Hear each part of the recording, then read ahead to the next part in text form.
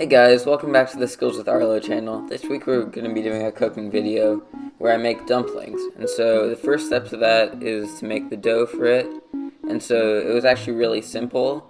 It was just flour and water, and I'll have the recipe that I used down in the description if you want to try it out yourself.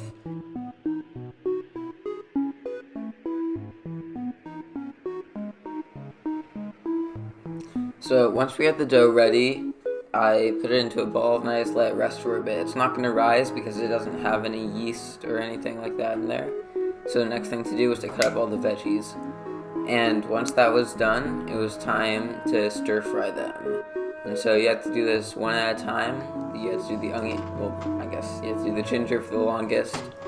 And then I'll add the onions, then the mushrooms, then the cabbage, then the carrots, and then you actually don't fry the chives, you put the chives in the bowl afterwards.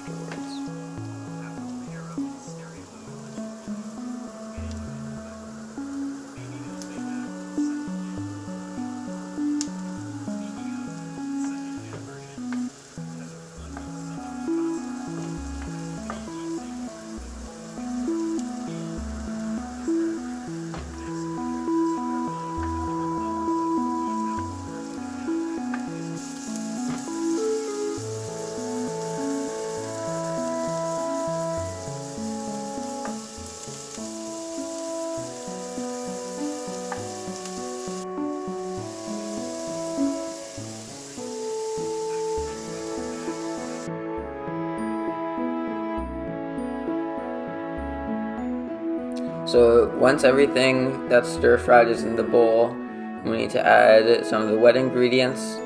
So we have to add some sesame oil, also some white pepper, and then it calls for dry sherry, but we didn't have that, so I used apple cider vinegar instead.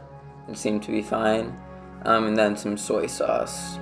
And then once those are all in there, you just mix that up, and that's the filling for the dumplings. Also, a little bit of salt and a tiny bit of sugar.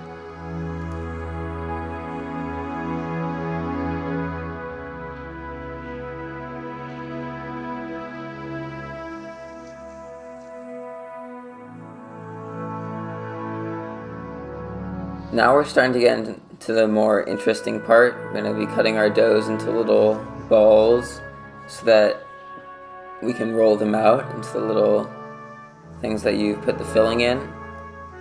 And so we're just cutting them into about tablespoon-sized spheres and then rolling them up. And so once we have that, we're flattening them out. So get some flour on the board here, then some rolling pin action.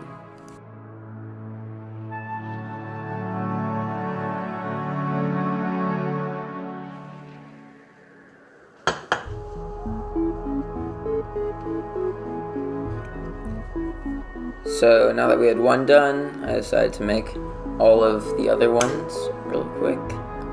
And so one thing about these is that I messed up on is that, as you can see, I sort of have them piled on each other. But what ended up happening is that they ended up sticking to each other a bit. And so they sort of tore apart, and I actually had to re-roll a few of them that stuck really badly. But other than that, this part was fairly simple. Now getting into the hard part, I had to actually form the dumplings into dumplings, and so I watched this little video of different techniques to try to do with this. And so the simple technique of pleating them was actually a lot harder than I thought it was going to be.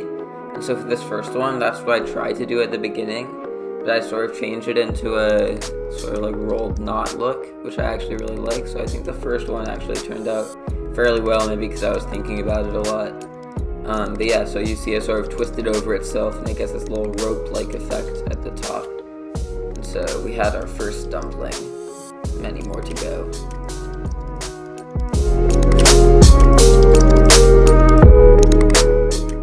The next one I decided to do was probably the fastest and the easiest, but it also looked pretty nice. So basically you just put it in the middle, and you start pinching it halfway. And then once you pinch it to the halfway point, as I'll show here in a second, you pinch it halfway, and then for the other part, you just pinch it on the sides, and it creates a little triangle.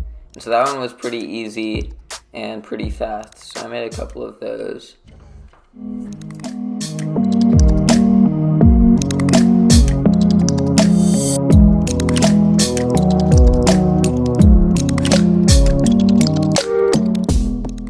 As you can see, the pleated ones there just don't look as good as the rolled one. But for this one, I'm doing a sort of rosebud. And so this one's actually really easy and it looks pretty nice. So what you do is you just pinch the top there, and then you pinch all the way down on both sides. And then you connect the two corners. And sorry, it's a little bit off camera and it looks a little bit like a rosebud. I like it. The only other design that I didn't show on camera is this little twisted one. You just pinch all four corners together and then sort of twist it. It's pretty easy. So here's the end result.